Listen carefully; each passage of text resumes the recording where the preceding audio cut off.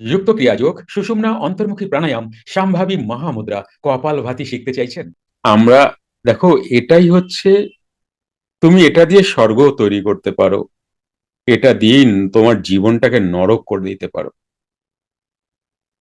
তো যা বলবে সেটাকে তুমি আগে গোছাও, গুছিয়ে টু দা পয়েন্ট বলো। তাহলে তোমার জীবনটা, সবার জীবন, তোমার জীবন না, সবার জীবন সুন্দর হবে। যে আমার তো ভুল হয়েছে, সবাই শোনো, কিন্তু জীবনে আমাদের অনেক ভুল হয়ে গিয়ে থাকে।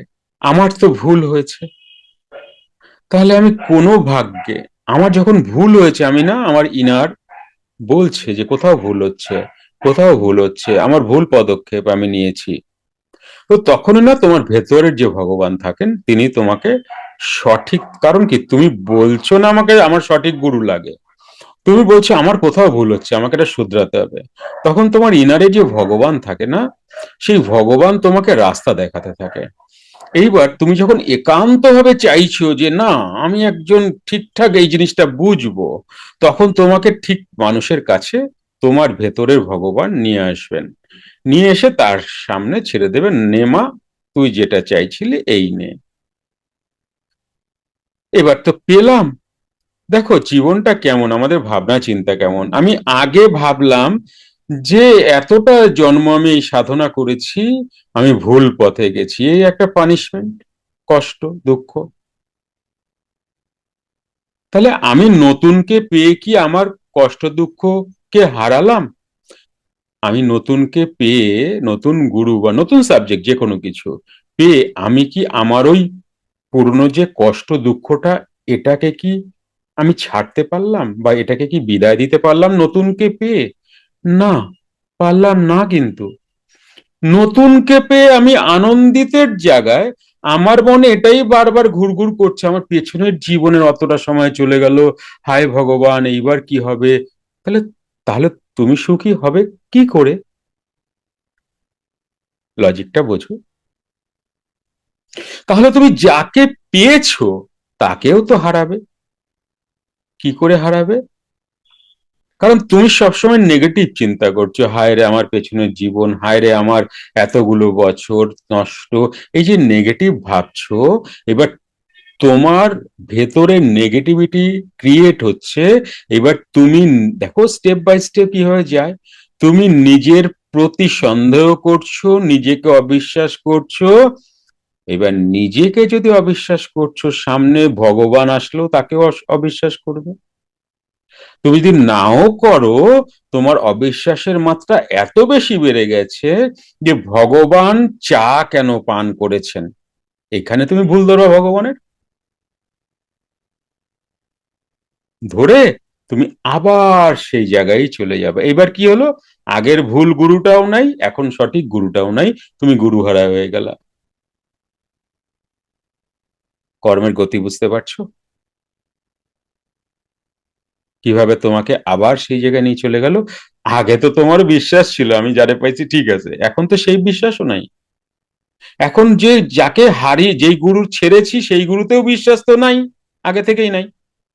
এবার যাকে পেয়েছি তাকেও বিশ্বাস নাই। এবার এইবার আমার জীবন কি হবে? বরুণ বাবু বুঝতে পারছেন মাইন্ডের খেলাটা? তাহলে এখানে মানুষ কি করবে? এখানে মানুষ, হে প্রভু, তোমার অপার কৃপা, অপার দয়া, আমি আজ তো জেনেছি, আমি আজকে যা জেনেছি এটাই আমার জীবন হোক, এখনকার এবং সামনের। কারণ তুমি, আমি তৈরি হলেই তুমি আসো আমাকে যথার্থ জানাতে। তা আমি যখন যতটুকু তৈরি ছিলাম, তখন সেই টাইপেরই তুমি এসেছো।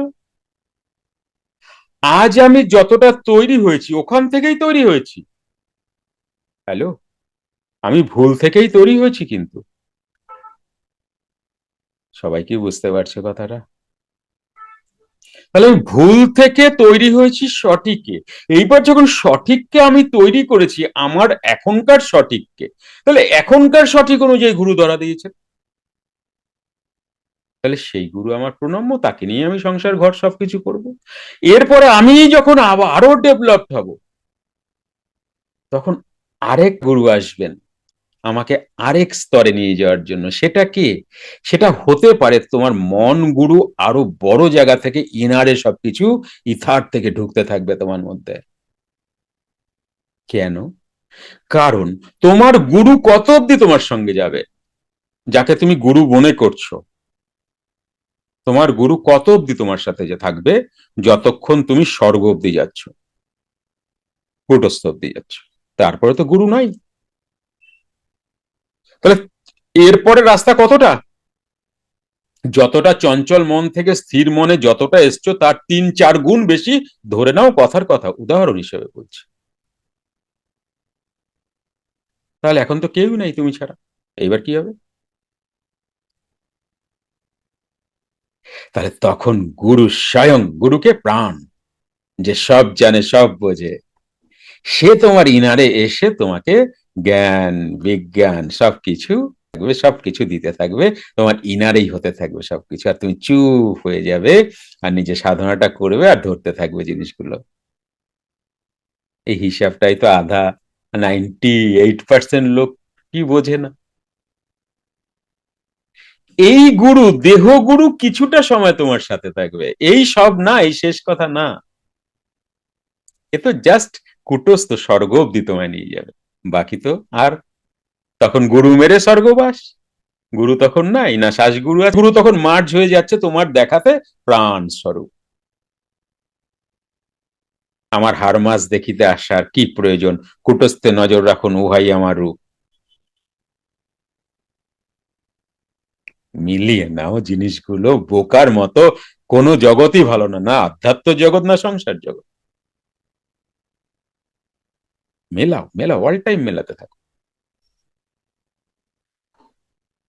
তাহলে তোমার উত্তর পেলে। হ্যাঁ, এখন যাকে পেয়েছো তাকে লালন করো, যত্ন করো, পাস্ট লাইফ ভুলে যাও। এখন যাকে পেয়েছো সেই গুরুকে যত্ন করে তোমার মধ্যে বড় করো।